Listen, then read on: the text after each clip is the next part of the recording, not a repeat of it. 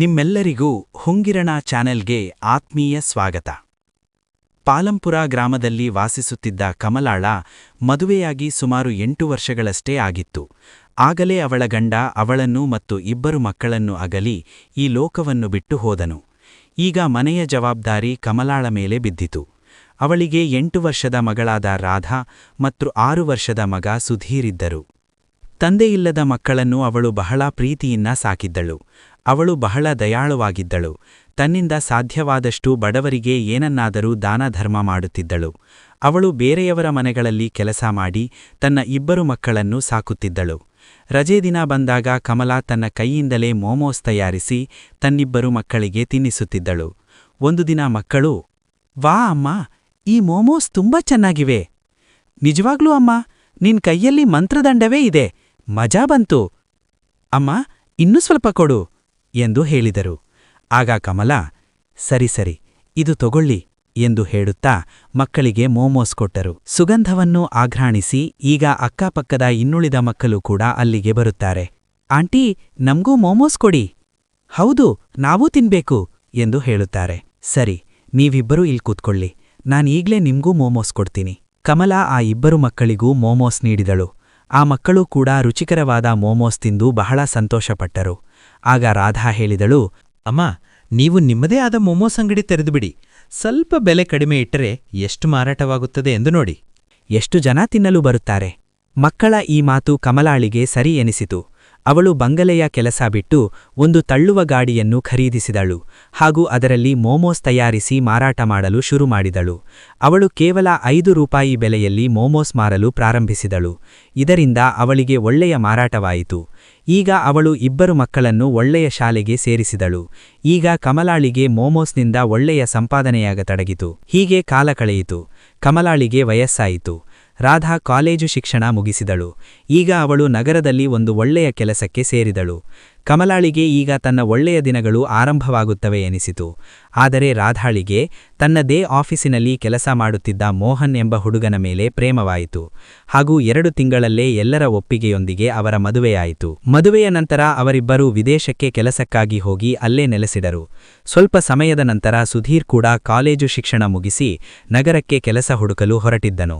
"ಬೇಗ ವಾಪಸ್ ಬಾ ಮಗನೇ, ಈ ಮುದಿತಾಯಿ ಈಗ ಇಲ್ಲಿ ಒಬ್ಬಳೇ ಆಗಿಬಿಟ್ಟಿದ್ದಾಳೆ" ಎಂದು ಕಮಲಾ ಹೇಳಿದಾಗ, "ಯಾಕೆ ಅಮ್ಮ, ಹೋಗುವ ಮೊದಲೇ ಹೀಗೆ ಹೇಳ್ತೀಯಾ?"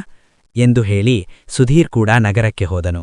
ಕಮಲಾ ಹಳ್ಳಿಯಲ್ಲೇ ಇದ್ದು ಮೋಮೋಸ್ ಮಾರತೊಡಗಿದರು. ಆದರೆ ಸಮಯ ಕಳೆದಂತೆ ಇನ್ನೂ ಬೇರೆ ಅಂಗಡಿಗಳು ಕೂಡ ತೆರೆದವು. ಅಲ್ಲಿ ಹೊಸ ರೀತಿಯಲ್ಲಿ ಮೋಮೋಸ್ ತಯಾರಿಸಿ ಮಾರಾಟ ಮಾಡತೊಡಗಿದರು. ಈ ಕಾರಣದಿಂದ ಈಗ ಅವಳ ಅಂಗಡಿಯ ವ್ಯಾಪಾರ ಅಷ್ಟಾಗಿ ನಡೆಯುತ್ತಿರಲಿಲ್ಲ. ಅತ್ತ ನಗರದಲ್ಲಿ ಸುಧೀರ್ಗೆ ಒಳ್ಳೆಯ ಕೆಲಸ ಸಿಕ್ಕಿತು ಹಾಗೂ ಅವನು ಅಲ್ಲಿನ ಐಶ್ವರ್ಯಾಮಿತ ಜೀವನಕ್ಕೆ ಮಾರುಹೋಗಿ ತನ್ನ ತಾಯಿಯನ್ನು ಮರೆತನು. ಕೆಲವು ವರ್ಷಗಳ ನಂತರ ಅವನು ಅಲ್ಲೇ ಒಬ್ಬ ಹುಡುಗಿಯೊಂದಿಗೆ ಮದುವೆಯಾಗಿ ಅಲ್ಲೇ ನೆಲೆಸಿದನು. ಕಮಲಾಳ 2 ಮಕ್ಕಳು ಅವಳಿಂದ ದೂರ ತಮ್ಮದೇ ಆದ ಹೊಸ ಪ್ರಪಂಚವನ್ನು ಕಟ್ಟಿಕೊಂಡರು. ವೃದ್ಧ ಕಮಲಾಳ ಕೆಲಸ ಈಗ ಸರಿಯಾಗಿ ನಡೆಯುತ್ತಿರಲಿಲ್ಲ. ಕಮಲಾ ಬಹಳ ಧಾರ್ಮಿಕ ಸ್ವಭಾವದವಳಾಗಿದ್ದಳು. ಅವಳು ಪ್ರತಿದಿನ ಗಣೇಶನ ದೇವಸ್ಥಾನಕ್ಕೆ ನೀರು ಅರ್ಪಿಸಲು ಹೋಗುತ್ತಿದ್ದಳು ಮತ್ತು ಪ್ರಾರ್ಥಿಸುತ್ತಿದ್ದಳು. "ಹೇ ಭಗವಂತ, ಈ ದುರಾದೃಷ್ಟವಂತೆಯ ಮೇಲೆ ಕೃಪೆ ತೋರು. ಜೀವನ ಬಹಳ ಕಷ್ಟವಾಗಿದೆ. ಜನರ ಬಳಿ ಸಾಲ ಮಾಡಿ ಮಗನನ್ನು ಓದಿಸಿದ್ದೆ. ಆದರೆ ಈಗ ಅವನು ನನ್ನನ್ನು ನೋಡಲು ಕೂಡ ಬರುತ್ತಿಲ್ಲ. ಈಗ ಅಂಗಡಿ ನಡೆಸುವುದು ಕಷ್ಟವಾಗಿದೆ. ಯಾವುದೇ ಕೆಲಸಗಾರರಿಲ್ಲ.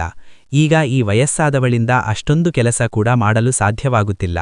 ಹೇ ಪ್ರಭು, ದಯೆ ತೋರು." ಹೀಗೆ ಹೇಳಿ ಕಮಲಾ ಪ್ರತಿದಿನ ಪ್ರಾರ್ಥಿಸುತ್ತಿದ್ದರು. ಒಂದು ದಿನ ಕಮಲಾ ನಿರಾಸೆಯಿಂದ ಅಂಗಡಿಯಲ್ಲಿ ಕುಳಿತಿದ್ದಾಗ ಅವಳ ಬಳಿ 2 ಅವಳಿ ಮಕ್ಕಳು ಬರುತ್ತಾರೆ. ಇಬ್ಬರಿಗೂ 16 ವರ್ಷ ವಯಸ್ಸು. ಅವರು ಬಂದು ಕಮಲಾಳಿಗೆ ಹೇಳುತ್ತಾರೆ, "ಅಮ್ಮ, ನಮ್ಮ 2 ಸಹೋದರರಿಗೆ ಯಾವುದೇ ಮನೆ ಇಲ್ಲ. ನೀವು ನಮ್ಮನ್ನು ನಿಮ್ಮ ಜೊತೆ ಇಟ್ಟುಕೊಳ್ಳುತ್ತೀರಾ? ನಾವು ಇದರ ಬದಲಾಗಿ ನಿಮ್ಮ ಎಲ್ಲಾ ಕೆಲಸ ಮಾಡುತ್ತೇವೆ." "ಮಗನೇ, ನಾನೇ ಸಂಕಷ್ಟದಲ್ಲಿದ್ದೇನೆ. ನಾನು ನಿಮ್ಮನ್ನು ನನ್ನ ಜೊತೆ ಹೇಗೆ ಇಟ್ಟುಕೊಳ್ಳಲಿ?" "ಅಮ್ಮ, ನಾವು ನಿಮ್ಮ ಎಲ್ಲ ಕೆಲಸ ಮಾಡುತ್ತೇವೆ. ನೀವು ನಮ್ಮನ್ನು ನಿಮ್ಮ ಜೊತೆ ಇಟ್ಟುಕೊಳ್ಳಿ ಅಷ್ಟೇ." ಸರಿ. ಕಮಲಾಳಿಗೆ ಆ 2 ಅವಳಿ ಮಕ್ಕಳ ಮೇಲೆ ದಯೆ ಬಂತು ಮತ್ತು ಅವರಿಬ್ಬರನ್ನೂ ತನ್ನ ಜೊತೆ ಇಟ್ಟುಕೊಂಡರು. ಭಗವಂತ ಕಮಲಾಳ ಮೊರೆಯನ್ನು ಕೇಳಿದ್ದನು.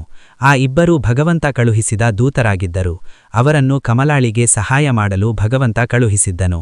ಆ ದಿನ ಕಮಲಾ ಮೋಮೋಸ್ ಸಾಮಗ್ರಿಗಳನ್ನು ತಯಾರಿಸುತ್ತಿದ್ದಳು. "ಅಮ್ಮ, ಈ ಕೆಲಸ ನಮಗೆ ಬಿಡಿ. ಮೋಮೋಸ್ ನಾವು ತಯಾರಿಸುತ್ತೇವೆ. ನೀವು ಹೋಗಿ ವಿಶ್ರಾಂತಿ ಪಡೆಯಿರಿ" ಎಂದು ಆ ಇಬ್ಬರು ಅವಳಿ ಮಕ್ಕಳು ಹೇಳಿದಾಗ ಕಮಲಾ ಅಡುಗೆ ಮನೆಯಿಂದ ಹೊರಗೆ ಬಂದರು. ಆ ಇಬ್ಬರು ಮಕ್ಕಳು ನಂತರ ಬಾಗಿಲು ಹಾಕಿಕೊಂಡರು. ಸ್ವಲ್ಪ ಸಮಯದ ನಂತರ ಬಾಗಿಲು ತೆರೆಯಿತು. ಕಮಲಾ ನೋಡಿದಳು. ಎಲ್ಲಾ ಮೋಮೋಸ್ ತುಂಬಾ ಚೆನ್ನಾಗಿ ತಯಾರಾಗಿದ್ದವು. ಕಮಲಾ ಇದನ್ನು ಕಂಡು ಬಹಳ ಸಂತೋಷಪಟ್ಟಳು. ಅರೆ ವಾ, ನೀವಿಬ್ಬರೂ ಬಹಳ ಚೆನ್ನಾಗಿ ಕೆಲಸ ಮಾಡಿದ್ದೀರಿ. ನಂತರ ಕಮಲಾ ಆ ಇಬ್ಬರು ಮಕ್ಕಳೊಂದಿಗೆ ತನ್ನ ಮೋಮೋಸ್ ಅಂಗಡಿ ತೆರೆದು ಮೋಮೋಸ್ ಮಾರತೊಡಗಿದರು. ಬನ್ನಿ ಬನ್ನಿ, ರುಚಿಕರವಾದ ಮತ್ತು ಮಜಾವಾದ ಮೋಮೋಸ್ ತಿನ್ನಿ, ಹಾಗೂ ನಿಮ್ಮ ಮನೆಗೂ ತೆಗೆದುಕೊಂಡು ಹೋಗಿ. ಬನ್ನಿ ಬನ್ನಿ. ಇಂದು ಕಮಲಾಳ ಮೋಮೋಸ್ತಿಂದ ಎಂತಹ ಸುಗಂಧ ಬರುತ್ತಿತ್ತೆಂದರೆ ಇದುವರೆಗೂ ಎಂದೂ ಬಂದಿರಲಿಲ್ಲ. ಇಡೀ ಮಾರುಕಟ್ಟೆಯ ಜನರು ಮೋಮೋಸ್ ಸುಗಂಧಕ್ಕೆ ಆಕರ್ಷಿತರಾಗಿ ಕಮಲಾಳ ಅಂಗಡಿಗೆ ಬರತೊಡಗಿದರು. ನೋಡುತ್ತಿದ್ದಂತೆ ಕಮಲಾಳ ಅಂಗಡಿಯ ಮುಂದೆ ಜನಜಂಗುಳಿ ಸೇರಿತು. ಅರೆ, ಒಂದು ಪ್ಲೇಟ್ ಮೋಮೋಸ್ ಕೊಡಿ, ನನಗೂ ಒಂದು ಪ್ಲೇಟ್ ಕೊಡಿ. ಅರೆ ವಾ, ಇಂತಹ ರುಚಿಕರವಾದ ಮೋಮೋಸ್ ನಾನು ಇದುವರೆಗೆ ತಿಂದೇ ಇರಲಿಲ್ಲ. ಕಮಲಾ ಜನರ ಈ ಮಾತುಗಳನ್ನು ಕೇಳಿ ಬಹಳ ಸಂತೋಷಪಟ್ಟರು. ನೋಡುತ್ತಿದ್ದಂತೆ ಅವಳ ಎಲ್ಲಾ ಮೋಮೋಸ್ ಮಾರಾಟವಾದವು. ಇಂದು ಬಹಳ ಒಳ್ಳೆಯ ಸಂಪಾದನೆಯಾಯಿತು. ಹೀಗೆಯೇ ನನ್ನ ಮೋಮೋಸ್ ಮಾರಾಟವಾದರೆ ನನ್ನ ಎಲ್ಲಾ ಸಾಲ ತೀರಿ ಹೋಗುತ್ತದೆ. ಇಬ್ಬರು ಮಕ್ಕಳು ಈಗ ಕಮಲಾಳಿಗೆ ಯಾವುದೇ ಕೆಲಸ ಮಾಡಲು ಬಿಡುತ್ತಿರಲಿಲ್ಲ. ಇಬ್ಬರು ಮೋಮೋಸ್ ತಯಾರಿಸುತ್ತಿದ್ದರು ಮತ್ತು ಕಮಲಾಳ ಜೊತೆಗೆ ಅದನ್ನು ಮಾರಾಟ ಮಾಡಲು ಹೋಗುತ್ತಿದ್ದರು. ಅವರಿಬ್ಬರು ತಯಾರಿಸಿದ ಮೋಮೋಸ್ನಲ್ಲಿ ಎಂತಹ ರುಚಿ ಇತ್ತು ಎಂದರೆ ಪ್ರತಿಯೊಬ್ಬರೂ ಬೆರಳು ಚೀಪುವಂತೆ ಮಾಡುತ್ತಿತ್ತು. ಒಂದು ದಿನ ಆ ಇಬ್ಬರು ಮಕ್ಕಳು ಅಡುಗೆ ಮನೆಯ ಬಾಗಿಲು ಮುಚ್ಚಿ ಮೋಮೋಸ್ ತಯಾರಿಸುತ್ತಿದ್ದರು. ಕಮಲಾ ಅವರಿಗೆ ಕುತೂಹಲ ಮೂಡಿತು. ಪ್ರತಿದಿನ ಇವರಿಬ್ಬರು ಅಡುಗೆಮನೆ ಬಾಗಿಲು ಮುಚ್ಚಿ ಮೋಮೋಸ್ ಏಕೆ ತಯಾರಿಸುತ್ತಾರೆ? ಇಂದು ನೋಡುತ್ತೇನೆ ಇವರು ಏನು ಮಾಡುತ್ತಾರೆ ಎಂದು. ಕಮಲಾ ಗುಟ್ಟಾಗಿ ಹೋಗಿ ಕಿಟಕಿಯಿಂದ ಇಣುಕಿ ನೋಡಿದರು. ಅವಳು ನೋಡಿದಾಗ ಆ ಇಬ್ಬರು ಅವಳಿ ಮಕ್ಕಳ ಕೈಯಿಂದ ಚಮತ್ಕಾರಿ ಶಕ್ತಿಗಳು ಹೊರಬರುತ್ತಿದ್ದವು. ಇದರಿಂದ ಮೋಮೋಸ್ ತಾವಾಗಿಯೇ ತಯಾರಾಗುತ್ತಿದ್ದವು. ಈ ಮ್ಯಾಜಿಕ್ ಕಂಡು ಕಮಲಾ ದಂಗಾದಳು. ಅವಳು ತಕ್ಷಣ ಅವರ ಬಳಿ ಹೋದಳು. ಬಾಗಿಲು ತೆರೆಯಿರಿ. ಅವರು ಬಾಗಿಲು ತೆರೆದು ಗಾಬರಿಯಿಂದ ಅಮ್ಮ ಎಂದರು. ನೀವು ಯಾರು? ನಾನು ಕಿಟಕಿಯಿಂದ ಎಲ್ಲವನ್ನೂ ನೋಡಿದ್ದೇನೆ, ಬೇಗ ಹೇಳಿ ಎಂದು ಕಮಲಮ್ಮ ಹೇಳಿದಾಗ, ಹೆದರಬೇಡಿ, ನಾವು ನಿಮಗೆ ಯಾವುದೇ ಹಾನಿ ಮಾಡಲು ಬಂದಿಲ್ಲ. ಬದಲಾಗಿ ನಾವು ನಿಮಗೆ ಸಹಾಯ ಮಾಡಲು ಬಂದಿದ್ದೇವೆ. ನಾವು ಭಗವಂತನ ದೂತರು. ನಮಗೆ ಗಣಪತಿಯೇ ನಿಮ್ಮ ಸಹಾಯಕ್ಕೆ ಕಳುಹಿಸಿದ್ದಾರೆ ಎಂದು ಹೇಳಿದರು. ನಿಜವಾಗಿಯೂ ಗಣಪತಿ ಭಗವಂತನೇ ನಿಮ್ಮನ್ನು ನನ್ನ ಸಹಾಯಕ್ಕೆ ಕಳುಹಿಸಿದ್ದಾರೆಯೇ? ಹೌದು ಅಮ್ಮ, ನಿಮ್ಮ ಸಂಕಷ್ಟವನ್ನು ಭಗವಂತ ಕೇಳಿಸಿಕೊಂಡಿದ್ದಾನೆ ಮತ್ತು ನಮ್ಮನ್ನು ನಿಮ್ಮ ಸಹಾಯಕ್ಕೆ ಕಳುಹಿಸಿದ್ದಾನೆ. ಕಮಲಾ ಇದನ್ನು ಕೇಳಿ ಬಹಳ ಸಂತೋಷಪಟ್ಟಳು. ಈಗ ಆ ಇಬ್ಬರು ಅವಳಿಗಳ ಜಾದುವಿನಿಂದ ಕಮಲಾಳ ದಿನಗಳು ಚೆನ್ನಾಗಿದ್ದವು. ಇಬ್ಬರು ದೂತರು ಪ್ರತಿದಿನ ತಮ್ಮ ಜಾದುವಿನಿಂದ ಮೋಮೋಸ್ ತಯಾರಿಸುತ್ತಿದ್ದರು ಮತ್ತು ಕಮಲ ಅದನ್ನು ಮಾರುತ್ತಿದ್ದರು. ನೋಡುತ್ತಿದ್ದಂತೆ ಕಮಲಾಳ ಅಂಗಡಿ ಪ್ರಸಿದ್ಧಿಯಾಯಿತು. ಜನರು ಅವಳ ಮೋಮೋಸ್ ತಿನ್ನಲು ದೂರದಿಂದ ಬರುತ್ತಿದ್ದರು. ಹೀಗೆ ಕಮಲಾ ಒಂದು ದೊಡ್ಡ ಮೋಮೋಸ್ ಅಂಗಡಿ ತೆರೆದರು ಹಾಗೂ ನಿಧಾನವಾಗಿ ತನ್ನ ಎಲ್ಲಾ ಸಾಲವನ್ನು ತೀರಿಸಿದರು. ಈಗ ಕಮಲಾಳ ಬಳಿ ಹಣದ ಯಾವುದೇ ಕೊರತೆಯಿರಲಿಲ್ಲ. ಈ ವಿಷಯ ಕಮಲಾಳ ಮಗ ಸುಧೀರ್ಗೆ ತಿಳಿಯಿತು. ಇಲ್ಲಿ ಸುಧೀರ್ನ ಕೆಲಸ ಕೂಡ ಹೋಗಿತ್ತು. ಆದ್ದರಿಂದ ಒಂದು ದಿನ ಕಮಲಾಳ ಮಗ ಸುಧೀರ್ ತನ್ನ ಹೆಂಡತಿಯೊಂದಿಗೆ ವಾಪಸ್ ಬಂದನು. ಅಮ್ಮನಿಗೆ ನಮಸ್ಕರಿಸುತ್ತಾ, ಅಮ್ಮ, ನಾನು ಬಂದಿದ್ದೇನೆ ಎಂದು ಹೇಳಿದನು. ಅರೆ ಸುಧೀರ್ ಮಗನೇ, ನೀನು ಬಂದೆಯಾ? ನಿನ್ನನ್ನು ನೋಡಲು ಈ ಕಣ್ಣುಗಳು ಕಾತರವಾಗಿದ್ದವು ಎಂದು ಕಮಲಾ ಭಾವುಕರಾಗಿ ಹೇಳಿದರು. ಹೌದು ಅಮ್ಮ, ನಿಮ್ಮ ನೆನಪು ತುಂಬ ಕಾಡುತ್ತಿತ್ತು. ನನ್ನನ್ನು ಕ್ಷಮಿಸಿಬಿಡು. ನಾನು ಹುಚ್ಚನಾಗಿದ್ದೆ, ನಿನ್ನನ್ನು ನೋಡಲು ಬರಲಿಲ್ಲ. ನನ್ನ ಬುದ್ಧಿ ಕೆಟ್ಟಿತ್ತು. ಆದರೆ ಈಗ ನಾನು ಬಂದಿದ್ದೇನೆ. ಈಗ ನಿನಗೆ ಯಾವುದೇ ತೊಂದರೆಯಾಗುವುದಿಲ್ಲ ಅಮ್ಮ. ನೋಡಿ, ಇವರು ನಿಮ್ಮ ಸೊಸೆ ಮೀರಾ. ನಮಸ್ತೆ ಅಮ್ಮಾಜಿ, ನಮ್ಮನ್ನು ಕ್ಷಮಿಸಿ. ಮಕ್ಕಳೇ, ನಾನು ನಿಮ್ಮನ್ನು ಆಗಲೇ ಕ್ಷಮಿಸಿಬಿಟ್ಟೆ. ಯಾವಾಗ ನೀವು ನನ್ನ ಕಣ್ಮುಂದೆ ಬಂದ್ರೋ ಆಗಲೇ. ಇಂದು ಭಗವಂತ ನನಗೆ ಎಲ್ಲ ಸಂತೋಷಗಳನ್ನು ನೀಡಿದ್ದಾನೆ. ಈಗ ನನಗೆ ಬೇರೇನೂ ಬೇಡ. ಈಗ ಮನೆಗೆ ನಡೆಯಿರಿ. ಮನೆಗೆ ಬಂದ ನಂತರ ಸುಧೀರ್ ಅಮ್ಮನ ಹಣವನ್ನು ಕಳ್ಳತನ ಮಾಡಲು ತಿಜೋರಿಯ ಬೀಗದ ಕೈ ಹುಡುಕುತ್ತಿರುತ್ತಾನೆ. ಮೀರಾ ಕೇಳಿದಳು, ಏನಾಯಿತು? ತಿಜೋರಿಯ ಬೀಗದ ಕೈ ಸಿಕ್ಕಿತೆ? ಸುಧೀರ್ ಹೇಳುತ್ತಾನೆ, ಹೌದು, ಇಲ್ಲಿದೆ.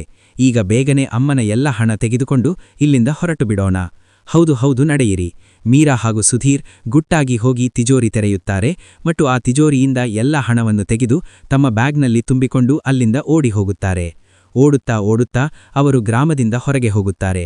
ಆಗ ಸುಸ್ತಾಗಿ ಒಂದು ಕಡೆ ವಿಶ್ರಾಂತಿ ಪಡೆಯಲು ಕುಳಿತುಕೊಳ್ಳುತ್ತಾರೆ. ಇಷ್ಟೊಂದು ಹಣ ನಾನು ಮೊದಲ ಬಾರಿಗೆ ನೋಡುತ್ತಿದ್ದೇನೆ.